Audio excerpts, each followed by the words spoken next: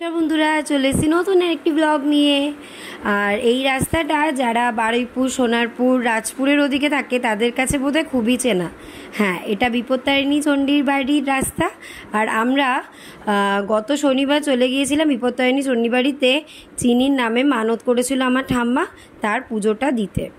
আর দেখতেই পাচ্ছ বিপত্তারিণী চণ্ডী বাড়ির গেট এটা। আর যারা গেছো, অনেকেই গেছো এখানে, যারা গেছো তারা জানো সামনে বিশাল ভেতরে পার্কিংয়ের জায়গা আছে।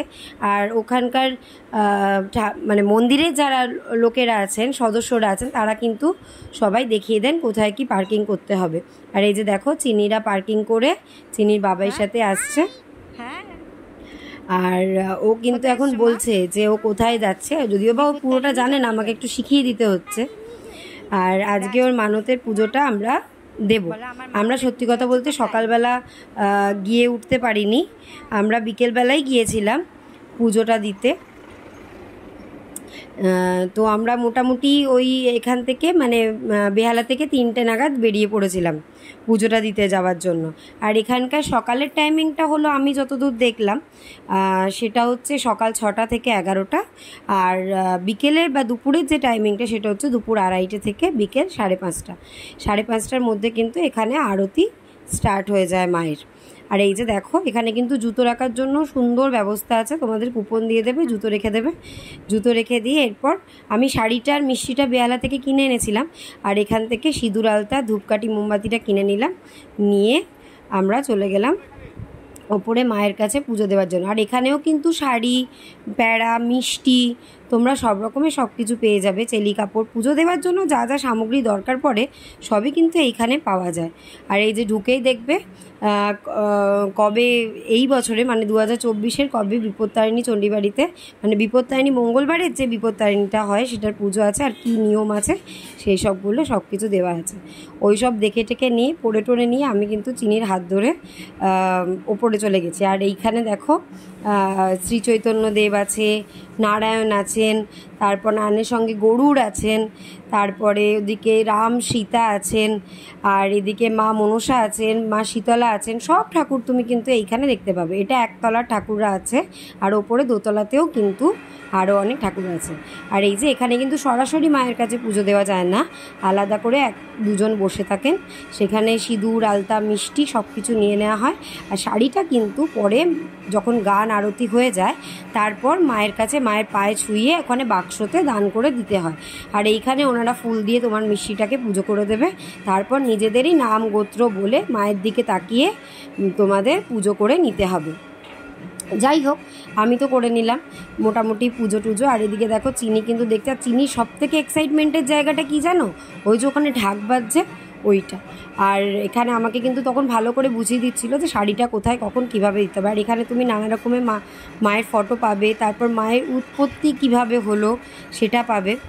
এখানে কিন্তু সব রকমের মানে জিনিসপত্র। এই যে দেখো আমার হাত পুরো ভর্তি হয়ে গেছে, আমি চিনির বাবাইকে বললাম তুমি একটু দেখো, দেখে ধরো। তারপর এই যে দেখো মায়ের কিন্তু আরতি শুরু হয়ে গেছে। আর এই যে দেখো গণপতি আছে। এখানে সারা দেশের ভারতের যত সাধকরা আছে তারা এখানে, বাবা দুলাল, শ্রীমতী শক্তি সাধনা দেবীর মূর্তি। আর এই যে নৃসিংহ দেবকে দেখে কিন্তু চিনি বিশাল ভয় পেয়ে গেছিলো, বিশাল বলছি। আর এই যে মা দুর্গা, এখানে কিন্তু সব ঠাকুরই পাওয়া যাবে। এটা 17 বছর বয়সে শ্রী বাবা দুলাল এই বিপত্তারিণী চণ্ডী মাকে কিন্তু স্বপ্নে দেখে পুজো প্রথমে স্টার্ট করেছিলেন। এখানে কিন্তু সব থেকে যেটা বিশেষ উল্লেখযোগ্য ব্যাপার কি জানো তো, সেটা হচ্ছে তুমি কিন্তু এখানে যে বিশেষ দিনগুলো মানে ধরো ইয়ের দিন কি বলে নানা রকমের অনুষ্ঠান বা দুর্গা পুজো হোক, তারপরে এই যে বিপত্তারিণী পুজোর দিন হোক, তারপরে শিবরাত্রির থেকে আরও তারপরের 8 দিন পর্যন্ত এখানে কিন্তু মায়ের গায়ে হাত দিয়ে প্রণাম করা যায় না, আর মায়ের কাছে কিন্তু যাওয়া যায় না। এছাড়া তুমি যবেই আসো না কেন, তবে পুজোর শেষে লাইন করে মানে ছেলেদের আলাদা লাইন, মেয়েদের আলাদা লাইন করে কিন্তু এখানে মায়ের পায়ে হাত দিয়ে তোমরা প্রণাম করতে পারবে।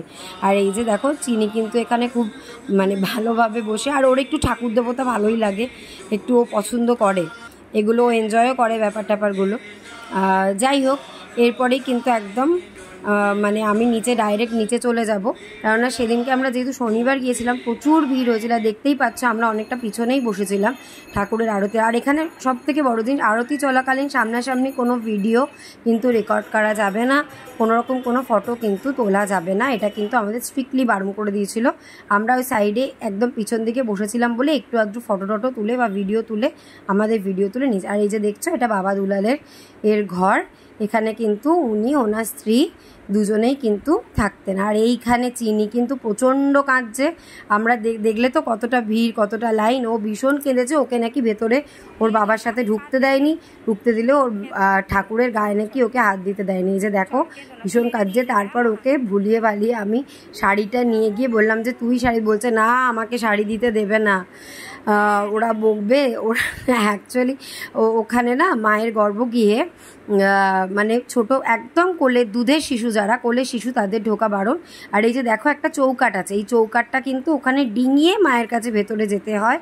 আর সব থেকে বড় জিনিস হচ্ছে একদম ছোট বাচ্চাদের ওখানে মায়ের গায়ে হাত দিতে দেয় না। এটা কিন্তু আমি আগেও যখন চিনিকে নিয়ে গেছিলাম তখনও কিন্তু এই কথাটা বলেছি, তখনও একদম ছোট ছিল, ওর 1-1.5 বছর বয়স ছিল, তখন ওকে বাইরে রেখে আমরা একজন একজন করে, তখন আমার ঠাম্মাকে নিয়ে এসেছিলাম আমি, একজন একজন করে তারপরে আমরা কিন্তু ঘরে ঢুকেছিলাম। এই যে মায়ের আশীর্বাদ নিয়ে আমি নিজেও নিয়ে নিলাম, চিনিকেও নিয়ে নিলাম। মাকে যতই দেখি চোখ কিন্তু ভরে না, মনও ভরে না, এত অপরূপ সুন্দর দেখতে। আর এই যে দেখেছেন আমরা কিন্তু বাক্সতে শাড়িটা ফেলে দিয়ে, আর এই যে শেষ পর্যন্ত যতক্ষণ না মায়ের গেট বন্ধ হয়েছে আমি কিন্তু ততক্ষণ বসেছিলাম। যাই হোক, এইভাবে আমাদের আজকের দিনটা শেষ হলো। আমরা কিন্তু বিপত্তারিণী চণ্ডীবাড়িতে খুব ভালোভাবে পুজো দিলাম। আর এই যে চিনি একটুখানি খোলা জায়গা পেয়ে একটু নেচে নিচ্ছে, ওখানে একটা ঝর্ণা ছিল, ওর ইচ্ছে ছিল ফটো তোলা, কিন্তু কে বিষয়ে বন্ধ হয়ে গেছিলো। যাই হোক, আজকের দিনটা আমাদের তো খুব ভালোভাবে কাটলো। আপনারাও কিন্তু যাবেন, গিয়ে ঘুরে আসবেন নিশ্চয়ই বিপত্তারিণী চণ্ডীবাড়িতে। যাই হোক, দেখতে থাকুন, সঙ্গে থাকুন, চলে আসবো নতুন আরেকটি ব্লগ নিয়ে।